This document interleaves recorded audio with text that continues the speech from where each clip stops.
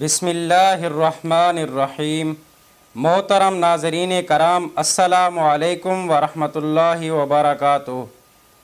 Programme on line سوال جواب کے سیشن میں ہم آپ کو خوش آمدید کہتے ہیں اور ہمارے ساتھ حضرت مولانا مفتی عبدالواحد قریشی صاحب موجود ہیں۔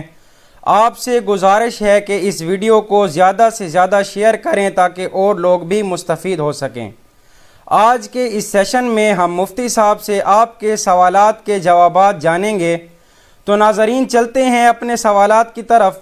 تو ہمارے پاس سب سے پہلا سوال ہے، محمد قریشی بھائی کا پوچھتے ہیں، کیا کتے یا بلی کے کسی پلاسٹک کے برتن میں پینے سے وہ برتن پلیت ہو جاتا ہے؟ بسم اللہ الرحمن الرحیم، نحمدہ ونصلی ونسلم علی رسولہ الکریم، اما بعد۔ کسی جانور کا کسی برتن سے پینا دو قسم پر مشتمل ہے۔ نمبر 1، جانور حلال ہوگا، نمبر 2، جانور حرام ہوگا۔ اگر جانور حلال ہے تو اس کے پینے سے برتن پلید و نجس نہیں ہوتا، اور اگر جانور حرام اور مردار ہے تو اس کے پینے سے بالکل نجس ہو جائے گا۔ اسی لیے تفصیل تھوڑی سی ذہن میں رکھیں۔ مثلا کتا، گدھا یہ پانی پی لیتے ہیں تو آپ کا بالکل برتن پلید ہو گیا ہے، اسے کم از کم 3 بار آپ دھو کر اس کو پاک اور صاف کر سکتے ہیں۔ بلی کے پانی پینے میں تھوڑی سی تفصیل ہے کہ حدیث پاک میں اس کے پانی پلانے پر ایک فضیلت بھی ذکر ہوئی ہے، اور سیدنا ابو قتادہ رضی اللہ تعالیٰ عنہ ارشاد فرماتے ہیں کہ ایک بار پانی جو وضو کا پڑا ہوا تھا بلی پینے آئی تو اس کو مزید انڈیل دیا گیا تاکہ وہ پی لے، تو اسی لیے اس میں نرمی موجود ہے۔ بلی پانی پی لے تو مکروہ تنزیہی ہے پانی پینا، بہتر یہی ہے کہ اس سے آپ نہ پئیں، اس کو بہا دیا جائے، لیکن مجبوری میں اس سے وضو وغیرہ کی گنجائش علماء نے لکھی ہے۔ ہاں، اگر بلی نے تازہ چوہا کھایا ہوا ہے، وہ کیسے پتہ چلے گا؟ اس کا منہ سرخ ہوگا، سمجھ آ جائے گی کہ اس نے تازہ چوہا کھایا ہے، یا 100% کوئی حرام چیز منہ میں ڈال کے آئی ہے۔ بہرحال احتیاط اور بہتری اسی میں ہے کہ اس کا پانی بھی آپ نہ پئیں۔ باقی وہ برتن ہو پلاسٹک کا، یا برتن ہو جس کا، یا برتن ہو اسٹیل کا، یا برتن ہو شیشے کا، سب کا حکم ایک جیسا ہے، آپ کو اس کو دھونا پڑے گا، پھر جا کر وہ پاک ہوگا۔ حکیم محمد منیر ظفر لودھرا سے پوچھتے ہیں، اکثر مماتی لوگ یہ کہتے ہیں کہ جو حدیث قرآن سے ٹکرائے اس کو نہیں ماننا چاہیے، اور وہ کہتے ہیں کہ حدیث ابھی آئی ہے اور قرآن 1400 سال سے پہلے آیا ہوا ہے۔ برائے مہربانی اس کے بارے میں وضاحت فرما دیں۔ جب انسان کا اللہ کے ولی سے دشمنی کا ارادہ ہو تو حدیث پاک میں ہے رب العزت اس کو سزا دیتے ہیں۔ کیوں؟ من عادى لی ولیا فقد آذنتہ بالحرب، کہ جس شخص نے میرے ولی کے ساتھ جنگ چھیڑی، اللہ فرماتے ہیں اس کے ساتھ میری طرف سے اعلان جنگ ہے۔ ولی اللہ کا یہ درجہ ہے تو نبی اللہ کا درجہ کتنا بڑا ہوگا، امام الانبیاء کا کتنا بڑا ہوگا، رسول اقدس صلی اللہ علیہ وآلہ وسلم کی ذات عالیہ کے فرامین جو ہیں یہ قرآن کریم کی تفسیر ہیں، قرآن کریم کی تشریح ہیں، قرآن کریم کی وضاحت ہے، قرآن کریم کی ایکسپلینیشن ہے، قرآن کریم کی تفسیر اور تعویل ہیں۔ وہ ہمیں بتاتے ہیں کہ اس قرآن کریم کی اس بات کا مطلب کیا ہے، اس صورت میں، اس جگہ میں، اس مقام پہ، اس آیت پہ، اس رکوع میں یہ کیا فرمایا جا رہا ہے۔ اور یہ بات ہم نے نہیں، خود اللہ کے قرآن نے کی ہے۔ وَأَنزَلْنَا إِلَيْكَ الذِّكْرَ لِتُبَيِّنَ لِلنَّاسِ مَا نُزِّلَ إِلَيْهِمْ، محبوبم قرآن آپ کی طرف ہم نے نازل کیا ہے، اس قرآن کریم میں کیا کیا لکھا ہوا ہے اس کی تفسیر اور تشریح آپ کے ذمے ہے، آپ ہی نے اس کی وضاحت فرمانی ہے۔ تو اس لیے رسول اللہ صلی اللہ علیہ وآلہ وسلم نے اس کی وضاحت بتانی ہے، اور اس وضاحتوں کا نام احادیث ہے۔ جہاں تک رہی یہ بات کہ احادیث نبویہ بعد میں لکھی گئی ہیں، قرآن کریم پہلے لکھا گیا ہے، تو یہ بات بھی غلط ہے۔ احادیث نبویہ بھی صحابہ کرام رضی اللہ عنہم اجمعین کے دور میں باقاعدہ لکھی گئی ہیں۔ سنن ابی داؤد جلد نمبر 2 میں حدیث پاک موجود ہے، کتاب العلم باب کتابت العلم میں حضرت عبداللہ ابن عمرو ابن عاص رضی اللہ تعالیٰ عنہ فرماتے ہیں، میں رسول اللہ صلی اللہ علیہ وسلم کی حدیث کو لکھتا تھا، مجھے قریش کے اجلہ صحابہ نے منع فرمایا جو بڑے بڑے تھے کہ دیکھو رسول اللہ کبھی غصے میں بات فرماتے، آپ سب کچھ لکھ لیتے ہو، تو میں رک گیا۔ جب اللہ کے رسول کو پتہ چلا تو حضور علیہ السلام نے فرمایا جی نہیں، اکتب فوالذی نفسی بیدہ ما یخرج منہ الا حق، فرمایا لکھو، اللہ اس منہ سے حقیقت ہی نکلواتے ہیں، جھوٹ نہیں نکلواتے۔ وہ غصے میں نرمی میں، تو حضور علیہ السلام کی حدیث لکھی جانے لگی، تو صحابہ کرام نے لکھی، لیکن اکثریت نے اس کو یاد کیا اور اپنے شاگردوں کو سنایا۔ اس دھرتی پہ صحابہ کرام کے شاگرد جن نے سب سے پہلے صحابہ کے بعد علم دین لکھ کے امت کے حوالے کیا ہے، سیدنا امام اعظم ابو حنیفہ نعمان ابن ثابت رضی اللہ تعالیٰ عنہ ہے۔ یہ تابعی ہیں، اس لیے میں نے رضی اللہ عنہ کہا ہے، اور تابعی کو رضی اللہ عنہ قرآن کریم کی سورۃ توبہ آیت نمبر 100 کہتی ہے، والذین اتبعوہم بإحسان۔ تو امام اعظم ابو حنیفہ رحمۃ اللہ علیہ نے حدیث پاک کی اس دھرتی پر صحابہ کے بعد سب سے پہلی کتاب لکھی جس کا نام کتاب الآثار ہے۔ اس سے سمجھ آتا ہے کہ احادیث پاک بھی لکھی گئی۔ اب رہی یہ بات کہ قرآن کریم بعد میں لکھا گیا، بھئی قرآن کریم بھی تو صدیق اکبر رضی اللہ عنہ کے دور میں اکٹھا 2 گتوں میں جمع ہوا ہے۔ صحابہ کرام نے تو حضور علیہ السلام سے لکھا تھا چمڑوں پہ، پتھروں پہ، پتوں پہ، اس طرح لکھ کے بعد میں جمع ہوا ہے۔ تو بعد میں صحابہ قرآن جمع کریں وہ ٹھیک ہے، بعد میں صحابہ حدیث بتائیں یہ کیوں ٹھیک نہیں ہے؟ نمبر 2، یہ جو لوگ کہتے ہیں کہ ہم احادیث پاک کو نہیں مانتے، یہ قرآن کریم کے خلاف ہے، یہ ان کا دماغ خراب ہے۔ ان کو اپنے دماغ کا علاج کرانا چاہیے، کوئی 1 2 3 بوریاں اپنے پاس یہ بادام کی اور اخروٹ کی رکھنی چاہیے تاکہ ان کا دماغ قوی ہو، اور اس کے ساتھ محبت رسول صلی اللہ علیہ وسلم ان کو اپنے دل میں سجانی چاہیے۔ اس کی وجہ بھئی حدیث پاک قرآن کے خلاف کیسے ہے؟ خلاف کا مطلب کیا ہے؟ اگر حدیث حضور کی قرآن کے خلاف ہے تو تم یہ بتانا چاہ رہے ہو، تم اتنی بڑی جسارت کرنا چاہ رہے ہو کہ حضور علیہ السلام اللہ کے خلاف باتیں کرتے تھے۔ کیا مطلب ہے حدیث قرآن کے خلاف ہے؟ تو خدا کے بندے، حدیث قرآن کے خلاف بعض اوقات نظر آتی ہے، ہوتی نہیں ہے۔ جیسے قرآن کی ایک آیت دوسری آیت کے خلاف نظر آتی ہے، ہوتی نہیں ہے۔ سورۃ بقرہ سورت نمبر 2 آیت نمبر 234 اللہ پاک فرماتے ہیں جب خاتون کا خاوند فوت ہو جائے تو وہ عدت کتنی گزارے؟ جی 130 دن۔ اچھا، خاوند کی وفات پہ 130 دن عدت، 4 اشہر و عشرہ۔ اور آیت نمبر 240 سورۃ بقرہ کی اٹھائیں تو فرمایا وہ 365 360 دن متاعا الی الحول غیر اخراج، 1 سال عدت گزارے۔ تو اب قرآن کی یہ 2 آیتیں تو ایک دوسرے کے خلاف نظر آ رہی ہیں، ایک کو لیں گے ایک کو چھوڑ دیں گے؟ جی نہیں، حدیث پاک اس کا حل بتائے گی کہ وہ پہلے کا حکم ہے جو 1 سال کا ہے، اور یہ 130 دن 4 ماہ اور 10 دن کی عدت وفات جو ہے یہ بعد کا حکم ہے۔ حدیث نہ ہو تو مسئلہ سمجھ نہیں آتا۔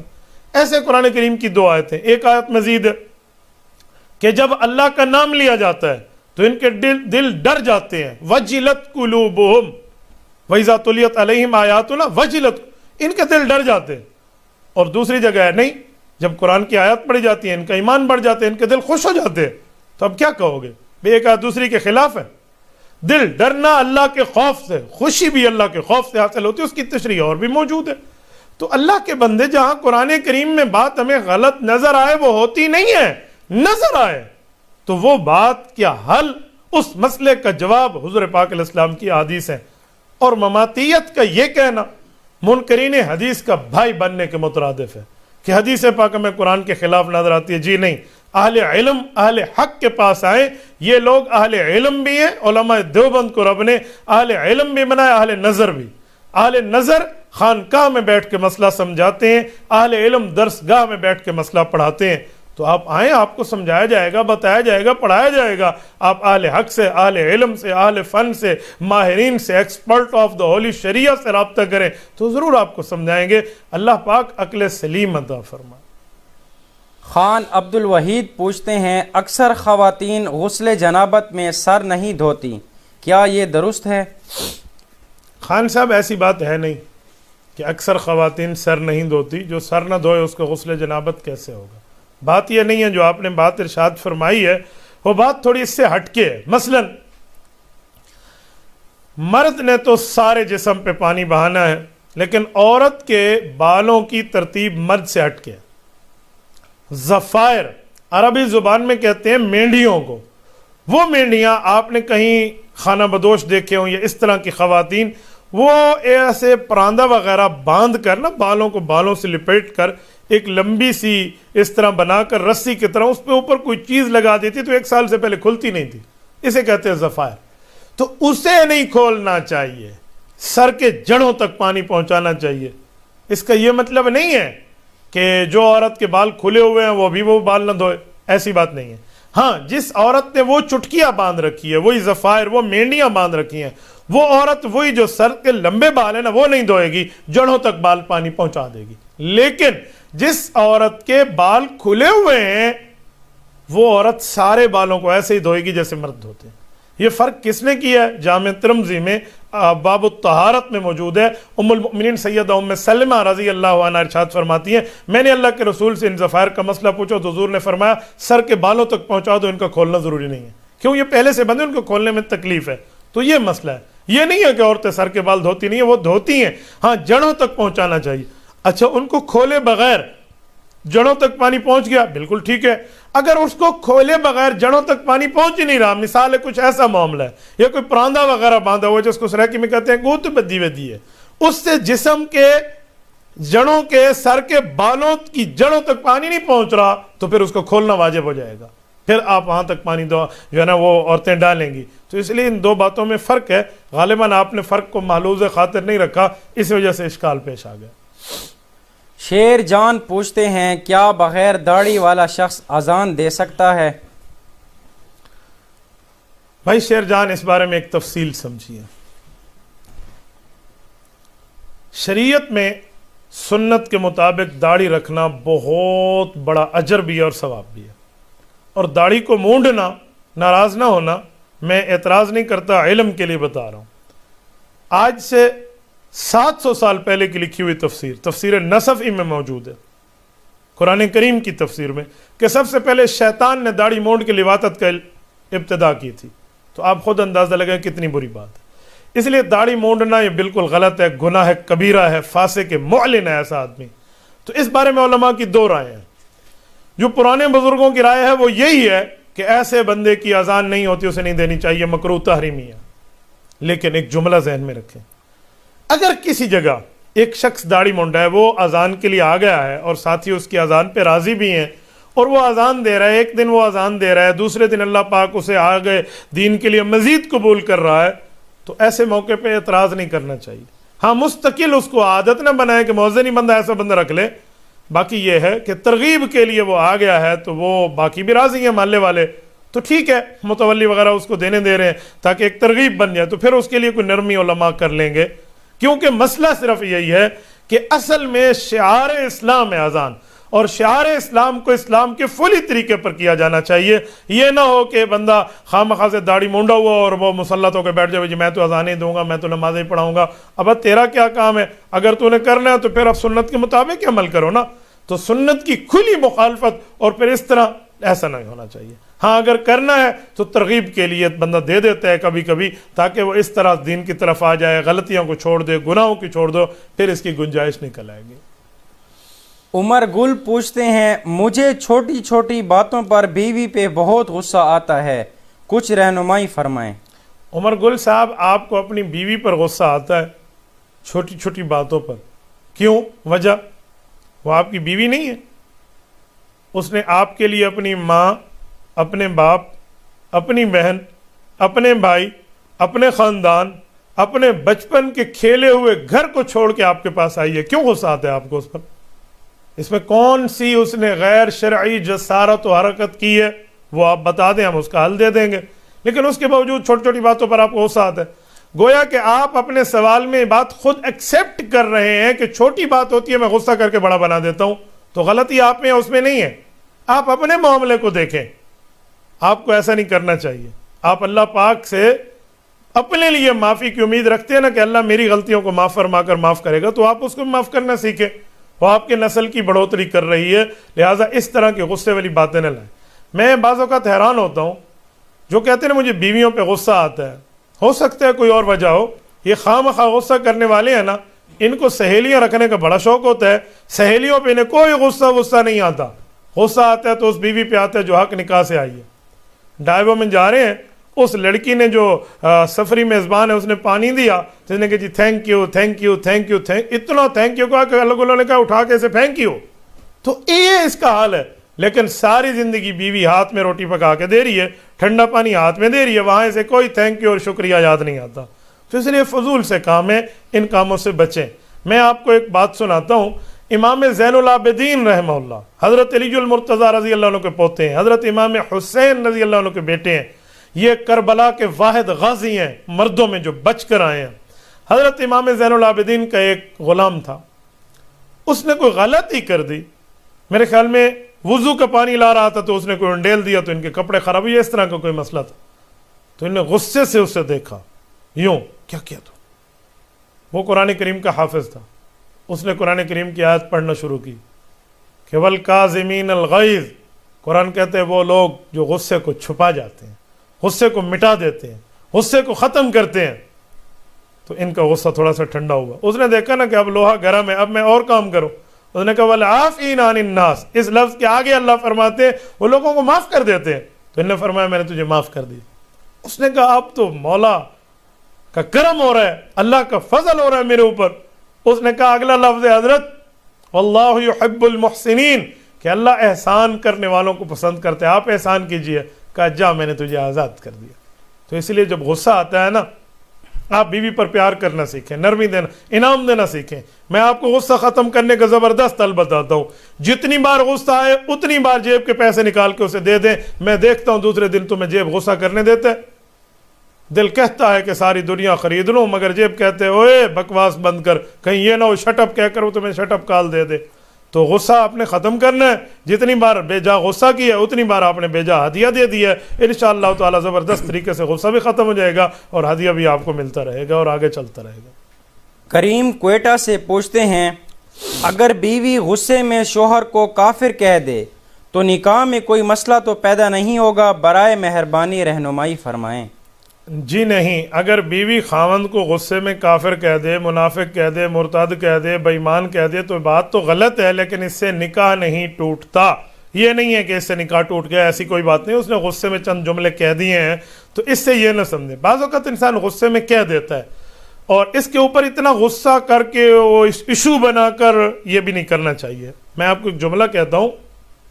قرآن کریم کہتا ہے کہ جب بیوی اطاعت کرے اور اپنی غلطی مان لے فلا تبغوا علیہن سبیلا, پھر بیویوں پر ایسی باتیں ڈھونڈنا شروع نہ کر دو. ہاں تو نے ایک بار ایسے غصہ کیا, ہاں تو نے ایک بار ایسے کیا, ہاں تو نے پرانی باتیں نہ کوئی ادا کرو, اس کو جانے دو, چھوٹی باتوں کو جانے دو. ایسی باتیں نہیں کرتے.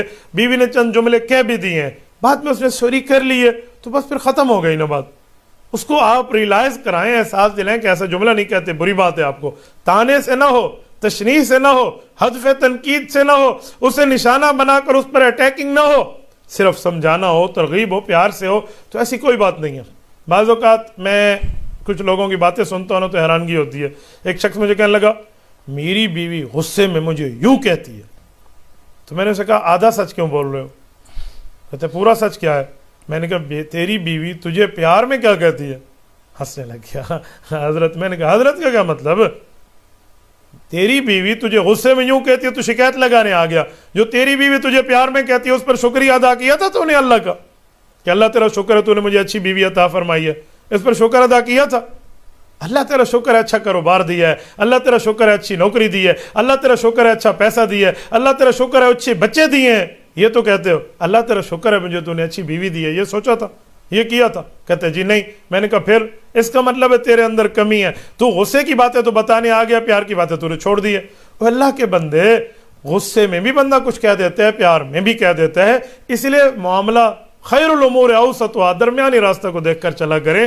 معاف کرنا سیکھیں, پیار کرنا سیکھیں, محبتیں بانٹنا سیکھیں. جب آپ معاف کریں گے اللہ بھی آپ کو معاف کرے گا. یہ کوئی گستاخی رسالت کا, گستاخی صحابہ کا, گستاخی آل بیت کا کوئی اتنا بڑا مسئلہ تو نہیں ہے کہ اس پر اتنا زیادہ ہائپر ہو جائے بندہ اور اس کو عنوان بنا کے لگ جائے. یہ چلتا رہتا ہے, زندگی کا حصہ ہے. وہ کہتے ہیں نا خذ ما صفا ودع ما قدر, اچھی چیز لے لو اور جس سے پسند نہیں ہے اس کو چھوڑ دو. یہ معاملہ یوں ہی چلتا رہے گا تو اللہ پاک فضل ہی فرماتے رہیں گے انشاءاللہ.